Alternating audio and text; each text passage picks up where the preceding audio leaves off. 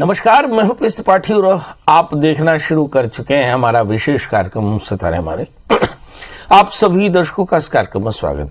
दोस्तों, नए साल में हम आज बात करेंगे आज के पंचांग की, व्रत त्योहार की, साथ ही में आपको आपका राशिफल बताएंगे और इसके अलावा आज एक कहानी सुनाएंगे।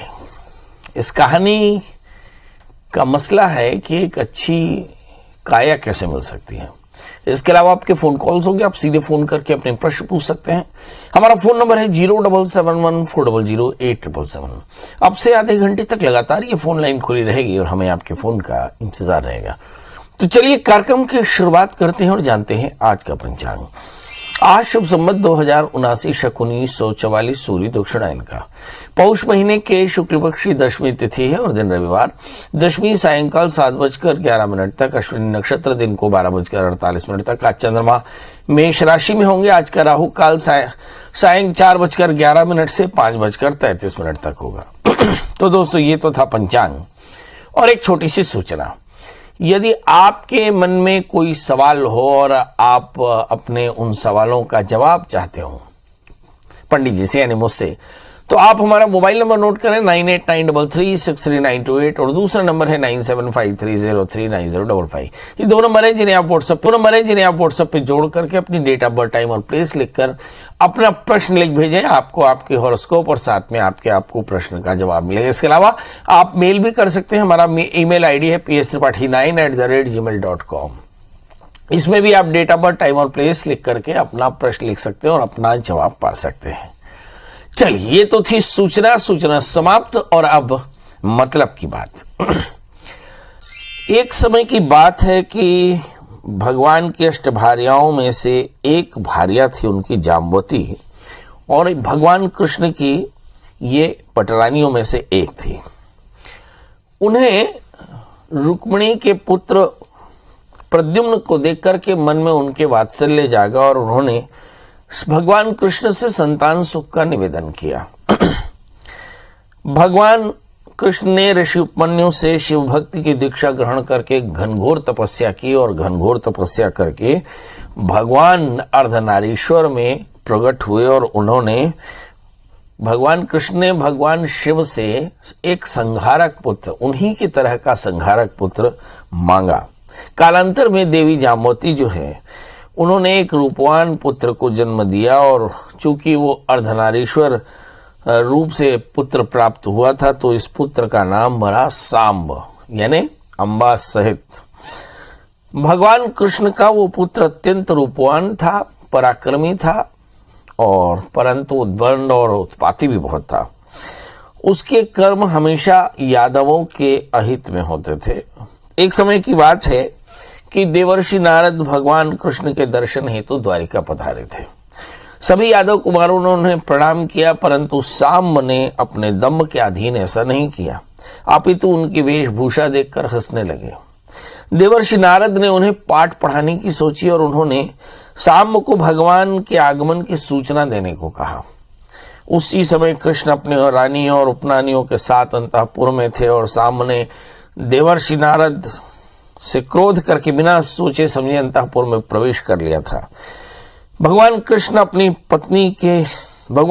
एक पत्नी ने अत्यधिक मदिरा का सेवन किया हुआ था। सांब के सुंदर रूप से मोहित होकर के वासना के वशीभूत होकर उसे आलिंगन कर लिया सांब ने, और पत्नी के इस व्यवहार से भगवान कृष्ण ने उन्हें श्राप दिया कि म्लेच्छों के द्वारा उनका हरण हो जाएगा और उनका कोई उद्धार नहीं करेगा। उसके पश्चात भगवान कृष्ण को क्रोध सांब पर बरसा। सांब को श्राप दिया कि तुमने सदैव मेरे और मेरे कुल का अपमान किया। अपने रूपवान शरीर के दंभ में तुमने बहुत दुस्साहस किए। मुझे तुम्हारा मुख देखते ही क्रोध आता है, इसलिए जाओ, तुम्हें कुष्ठ रोग होगा। भगवान कृष्ण के श्राप के प्रभाव से सांब का पूरा शरीर कुष्ठ रोग से ग्रसित हो गया। अपने पुत्र की दयनीय दशा देख करके जाम्बवती का हृदय अत्यंत दुखी हो गया और उन्होंने भगवान से इसके निवारण हेतु प्रार्थना की। अंत में भगवान ने सूर्य पूजा का उपाय बताया। कुष्ठ रोग के कारण सांब बहुत कमजोर हो गए थे। श्री कृष्ण और जामवती ने उनको कलिंग देश की चंद्रभागा नदी के तट पर ले आए और चंद्रभागा के पवित्र जल से भगवान कृष्ण ने अपने पुत्र को स्नान किया, उसके कराया और साथ में देवी जामवती और सामने सूर्य की उपासना की। तब से भगवान भास्कर उनकी आराधना से प्रसन्न होकर प्रकट हुए और सूर्य ने शाम को कुष्ठ रोग से मुक्ति दी और उस स्थान में आज बना कोणार्क तीर्थ। तो मतलब कहानी का सार ये निकला कि किसी भी जातक ने यदि पौष महीने के दशमी तिथि को भगवान सूर्य का पूजन किया, सूर्य के मंत्र का जप किया, सूर्य की प्रियता के लिए व्रत किया, तो वह स्वस्थ हो जाता है, सभी प्रकार के रोगों से मुक्त हो जाता है। इसलिए यदि संभव हो तो नियमित रूप से आप भगवान सूर्य को अर्घ दें, भगवान सूर्य की पूजा करें, आदित्य हृदय स्तोत्र का पाठ करें, सभी प्रकार के कष्टों की निवृत्ति इससे हो जाती है। चलिए, कहानी समाप्त। अब हमारे दर्शकों का प्रश्न शुरू होता है। हमारे साथ पहली दर्शक हैं कोमल जी, आपका बहुत बहुत स्वागत है। बताइए क्या जानना चाहते हैं। पंडित जी प्रणाम। एकदम प्रणाम।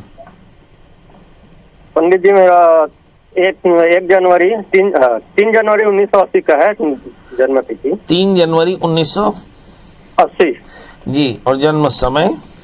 जन्म समय 4:30 सुबह शाम? सुबह का। जन्म स्थान? जन्म स्थान दुर्ग है जी। क्या जानना चाहते हैं प्रभु? पंडित जी, मैं जानना चाहता हूँ कि अभी नया साल मेरे लिए कैसा रहेगा, आने वाला समय क्या है?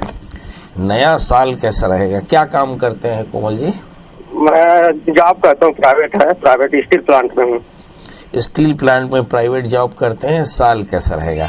हमारे बहुत सारे दर्शकों का ये प्रश्न है कि उनका साल कैसा रहेगा। तो बीते कल में हमने 12 राशियों का हाल बताया था, तो कल के आप एपिसोड को अपने YouTube में देख सकते हैं, सितारे हमारे में। आपका जन्मलग्न वृश्चिक है और आपकी जो राशि है वो मिथुन है। आपके दूसरे स्थान में सूर्य बुध, आप बेहद स्मार्ट हैं। 11वें स्थान में शनि, आप बेहद जस्टिफाइड हैं। 10वें स्थान में मंगल, राहु और गुरु।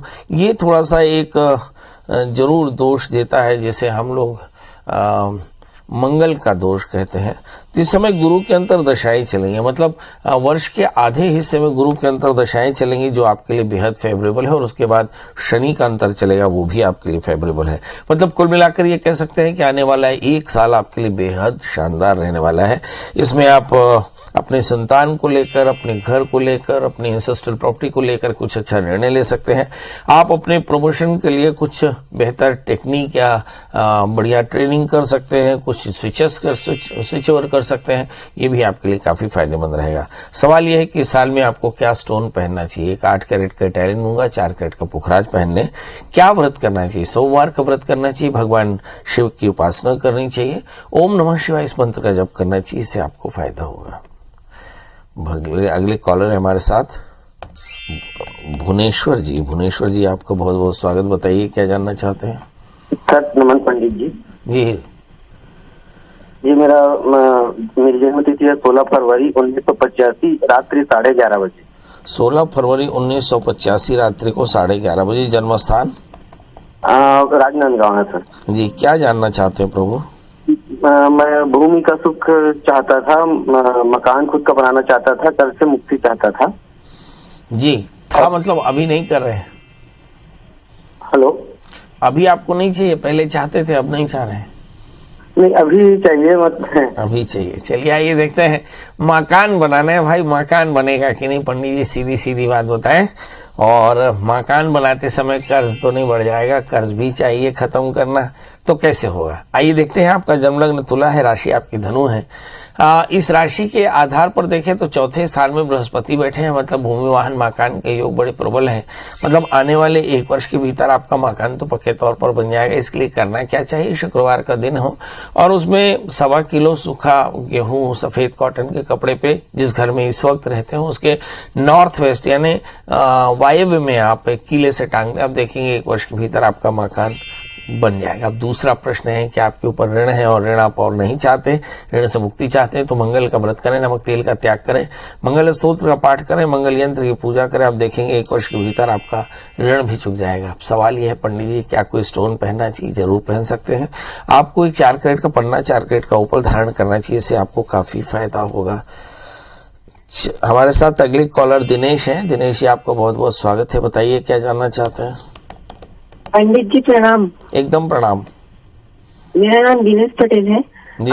समय 12 बजे है। 12 बजे? स्थान रायगढ़। 12 बजे दोपहर में 12 बजे? हाँ, दोपहर में 12 बजे। और बेटा तारीख नहीं बताया आप। 23 जनवरी 2008। 5 जनवरी? 23 जनवरी 23 जनवरी 2008। 23 जनवरी 2008। अच्छा, क्या जानना है बेटा? मैं अभी कक्षा 9वीं में पढ़ रहा हूँ और मेरा आने वाला साल कैसे होगा, और मैं 10 के बाद कौन सी स्ट्रीम लेना चाहिए मुझे। मैथ्स कैसा बेटा आपका? मैथ्स ठीक ठाक है। और बायोलॉजी? बायोलॉजी भी ठीक ठाक है, सब ठीक ठाक है। चलिए, सब ठीक ठाक है। मुझे किस स्ट्रीम में पढ़ाई करनी चाहिए? ये बहुत बढ़िया प्रश्न। आपका जन्म लग्न मेष राशि, आपकी कर्क, 11वें स्थान में राहु है, मेष लग्न है। मुझे से लगता है रसायन को पढ़ने के लिए आप जन्म लिए हैं, तो इसलिए आपको मेडिसिन पढ़ना चाहिए। आपके लिए 4 कैरेट का पुखराज और 4 कैरेट का मूंगा जरूर धारण करना चाहिए। गुरुवार का व्रत जरूर करना चाहिए। बड़ा प्रश्न है कि पंडित जी मैं डॉक्टर बन पाऊंगा कि नहीं। निश्चित तौर पर आपके डॉक्टर बनने के योग बड़े प्रबल हैं, मगर सवाल यह है कि जितना बड़ा लक्ष्य उतना बड़ा प्रयास होना चाहिए। इस समय अगर हम देखें तो शनि की अंतर्दशाएं चल रही हैं। अभी आप 9th में हैं, शायद 10th में हैं। 10th का रिजल्ट आ जाएगा। शनि की अंतर्दशाएं चल रही हैं, बहुत अच्छा रिजल्ट होगा। और उसके बाद बायोलॉजी लें और आने वाले 3 सालों में आप कम से कम पीएमटी तो पास कर लेंगे और नीट का एग्जाम पास करके और मेडिसिन में आपको एडमिशन मिल जाएगा। बस याद रखिएगा कि आपके 11वें स्थान में राहु है, जिसके चलते आपकी लाइफ में डिस्ट्रैक्शन का लेवल बहुत हाई है। आपको एक 4 कैरेट का पुखराज, 4 कैरेट का मूंगा धारण करना चाहिए और साथ में कोशिश करें कि गुरुवार का व्रत करें और बड़ों का आशीष लें। इससे आपको काफी फायदा होगा। चलिए, हमारे साथ अब अगले कॉलर हैं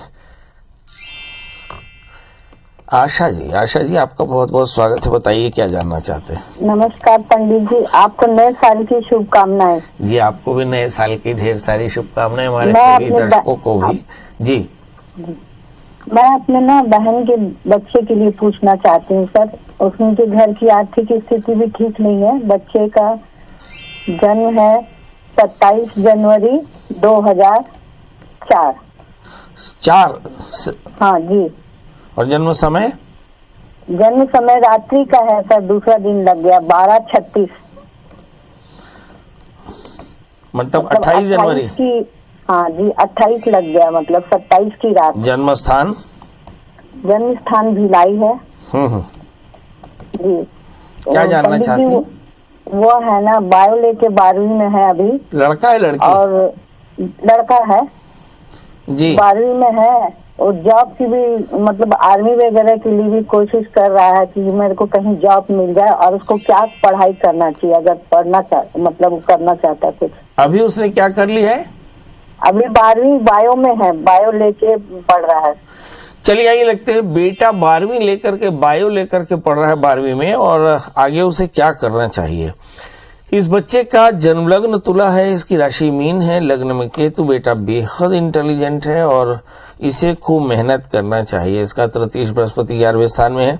अगर ये बीएससी लेकर के एमएससी करे, एमएससी करके और पीएचडी करे तो निश्चित तौर पर ये बहुत अच्छी जगह पर प्रोफेसर हो सकते हैं।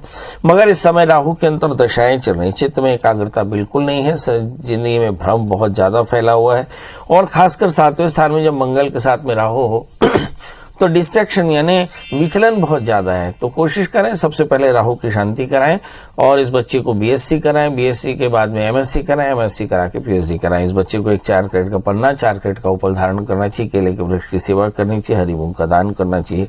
इससे इसका करियर काफी शानदार होगा। रमावती जी हैं। रमावती जी, आपका बहुत बहुत स्वागत। बताइए क्या जानना चाहते हैं। महाराज जी प्रणाम। जी प्रणाम। हैप्पी न्यू ईयर महाराज आपको। जी, आपको भी हैप्पी न्यू ईयर। भगवान आपको नए साल में ढेर सारी कामनाएं आपकी पूरी हो जाएं। खूब स्वस्थ रहें, व्यस्त रहें, मस्त रहें। बताएं डेट ऑफ बर्थ। धन्यवाद महाराज। और मैं आदित्य 24 के माध्यम से पूरे भारतवासी लोगों को नया साल की शुभकामनाएं देती हूँ। जी जी, बहुत बहुत आपकी आवाज पूरे भारत में सुनी है और सबने आपको भी पलट कर कहा कि आपका भी साल बहुत बेहतर हो। बताइए। धन्यवाद महाराज। मेरी छोटी बेटी है महाराज, उसको लड़की हुई है जी। हाँ, वो हुआ है मतलब कि 30 दिसंबर 2022 परसों। जन्म समय समय 3:58 दिन में महाराज। दोपहर में। हाँ, दोपहर में। और जन्म स्थान जशपुर। जन्म स्थान विशाखापट्टनम में महाराज, वहाँ जॉब में है वो। जानना क्या है? तो इस बच्ची का नाम कौन सा अक्षर से निकल रहा है और बच्ची का भविष्य बता दीजिए ना महाराज। चलिए, रेवती नक्षत्र के प्रथम चरण का जन्म है, नाम इसका पड़ेगा देवकी। कहते हैं देवकी भगवान कृष्ण की माँ थी, तो इस लिहाज से इस बच्ची को भी देवकी नाम रख दीजिए। इसका राशि नाम होगा, इसकी राशि मीन होगी। इसके लग्न में मंगल है, बिल्कुल नरेंद्र मोदी की तरह ये बड़ी प्रतिभावान होगी। 11वें स्थान में गुरु चंद्रमा, अंबानी की तरह खूब धनवान होगी। भाग्य स्थान में शनि, रामदेव बाबा की तरह बड़ी आध्यात्मवादी होगी। और 12वें स्थान में राहु, देश विदेश की यात्रा करेगी। तो मेरी तरफ से ढेर सारी शुभकामनाएं। इस बच्ची के जन्म पर माता पिता से कहें कि 3 किलो गुड़ और 3 किलो मसूर की दाल का दान कर दें तो कल्याण होगा। आज हमने चर्चा की कि भगवान सूर्य की उपासना करनी चाहिए। भगवान कृष्ण के पुत्र साम ने इस व्रत को किया, जाम्बवती ने इस व्रत को किया। साम को कृष्ण के श्राप के कारण ही जो कुष्ठ रोग हुआ था, उससे चंद्रभागा के स्नान और भगवान सूर्य की उपासना से इनका कुष्ठ रोग दूर हुआ। तो इस लिहाज से प्रत्येक व्यक्ति को प्रातः काल भगवान सूर्य को अर्घ देना चाहिए स्नान करके, और फिर तेल रहित भोजन करना चाहिए। और इस दिन सूर्योदय से पहले स्नान कर लेना चाहिए, भगवान को अर्घ देना चाहिए। और भगवान सूर्य की प्रियता के लिए सूर्य के मंत्र का जप करना चाहिए, आदित्य हृदय स्तोत्र का पाठ करना चाहिए, और मीठे का भोग लगा करके गरीबों में बांटना चाहिए। ऐसा करने से रोगों का भय समाप्त होता है और आदमी स्वस्थ होता है। चलिए, सूत्र तो आपके समझ में आ गया कि स्वस्थ रहने के लिए सूर्य की उपासना बहुत जरूरी है। अब हमारे साथ 2 कॉलर हैं, रघुवीर जी, दिलेश्वरी जी। आप दोनों का बहुत बहुत स्वागत। रघुवीर जी, सबसे पहले अपनी डेट ऑफ बर्थ, टाइम और प्लेस बताएं। गुरुजी सादर चरण वंदन। गुरुजी जी, कल्याण हो आपका, बताएं। गुरुजी मैं पीला हूँ आपका, और कोई भी समस्या आती है तो निदान हेतु आपसे जरूर बात करता हूँ गुरुजी, और उससे मुझे फायदा होता है। जी बताएं, आदेश करें। जी गुरुजी, मेरी डेट ऑफ बर्थ है जी 18 दिसंबर 1969। 18 दिसंबर। जी गुरुजी। समय समय है जी रात्रि का 11 बजे का। जन्म स्थान जन्मस्थान नरसिंहपुर, मध्य प्रदेश। क्या जानना चाहते हैं रघुवीर जी? गुरुजी, मेरी मानसिक स्थिति ठीक नहीं रहती गुरुजी, और मेरा परिवार आने वाले समय में कैसा रहेगा गुरुजी, इसके बारे में पूछना। काम क्या करते हैं आप? मैं शिक्षक हूँ गुरुजी। शिक्षक हैं, मानसिक शांति क्यों नहीं है? जब कभी भी तीसरे स्थान पर राहु की पूर्ण दृष्टि हो, 11वें स्थान पर राहु की पूर्ण दृष्टि हो, या स्वयं राहु बैठ जाए तो मन अशांत हो जाता है। ऐसा लिखते हैं कि मन एव मनुष्याणाम कारणम मन मोक्षे हो।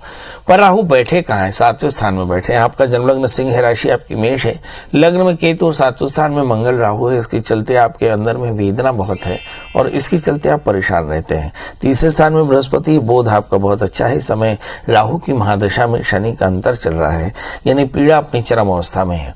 क्योंकि कहते हैं कि राहु की महादशा में शनि का अंतर काफी लीथल होता है, खासकर अब जब शनि रोगेश होकर के बैठे और वो भाग्य स्थान में बैठ जाए तो ढेर सारी बुराइयां जो हैं वो आपके सामने खड़ी हो जाती हैं। अब सवाल ये है कि इसका निदान क्या है? कहा है तुलसीदास ने लिखा है कि भावी मेट सकहीं त्रिपुरारी।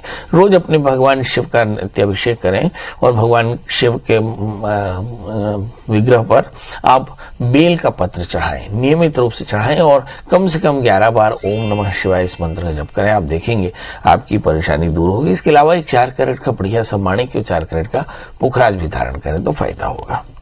हमारे साथ अगली कॉलर दिलेश्वरी जी हैं। दिलेश्वरी जी, आपका बहुत बहुत स्वागत है। बताइए क्या जानना चाहते हैं? गुरुजी प्रणाम। मेरा नाम दिलेश्वरी पटेल है, मैं रायगढ़ से हूँ। मेरा डेट ऑफ बर्थ है 10 जून 1997 और मेरा जन्म समय है सुबह 8 बजे मंगलवार, सवेरे 8 बजे ना जी। हाँ।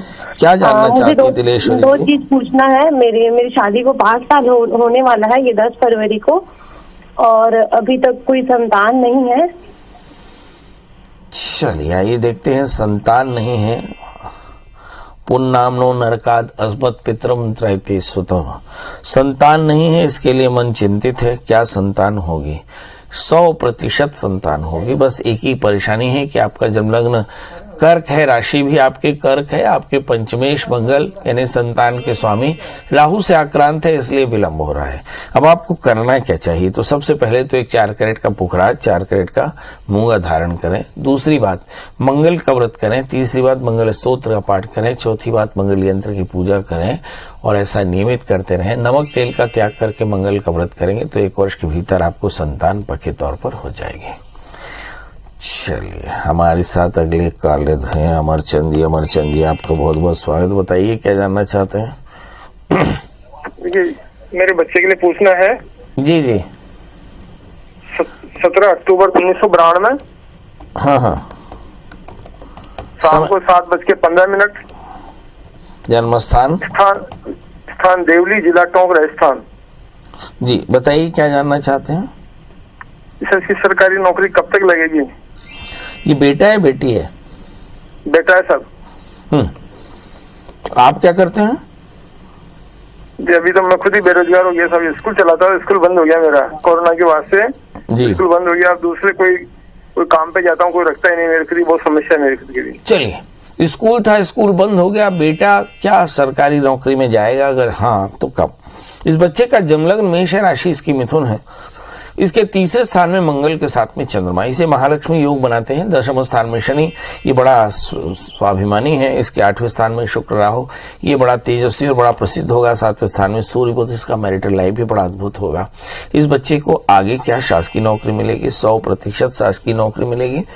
शनि की महादशा में शनि का अंतर प्रारंभ हो चुका है, मतलब आने वाले 1.5 वर्ष के भीतर इसे बड़ी शानदार नौकरी मिलने वाली है। करना क्या चाहिए? इस बच्चे को चाहिए कि ये नियमित रूप से भगवान बृहस्पति के मंत्र का जप करे। एक 4 कैरेट का पुखराज, एक 4 कैरेट का मूंगा धारण करें। आप देखेंगे बहुत जल्दी इसकी परेशानियां दूर होंगी। याद रखिए, इस बच्चे को नियमित रूप से बृहस्पति का व्रत करना, बृहस्पति के मंत्र का जप करना और गुड़ चने का दान करना चाहिए। चलिए, तो ये तो थे अमरचंद जी। अब आपके मन में भी ढेर सारे सवाल हो सकते हैं और ढेर सारे सवालों का ढेर सारा जवाब, और इन जवाबों को पाने के लिए गूगल में आप सर्च करें प्रियाशरण त्रिपाठी, पंडित जी का नंबर हासिल करें। नंबर को जोड़ करके व्हाट्सएप से फिर डेट ऑफ बर्थ, टाइम और प्लेस लिख दें और अपना प्रश्न लिख करके सबसे पहले अपनी हॉरोस्कोप निःशुल्क प्राप्त करें और फिर अपना जवाब। तो दोस्तों, ऐसा ही आप ईमेल आईडी में भी कर सकते हैं। pstripathi9@gmail.com में भी आप अपने प्रश्न लिख करके और अपना जवाब पा सकते हैं। दोस्तों, आज के लिए बस इतना ही। नया साल आप सबको मुबारक हो। आप खूब स्वस्थ रहें, व्यस्त रहें, मस्त रहें। कल हम फिर हाजिर होंगे किसी नए विषय के साथ। तब तक मुझे दीजिए इजाजत। नमस्कार।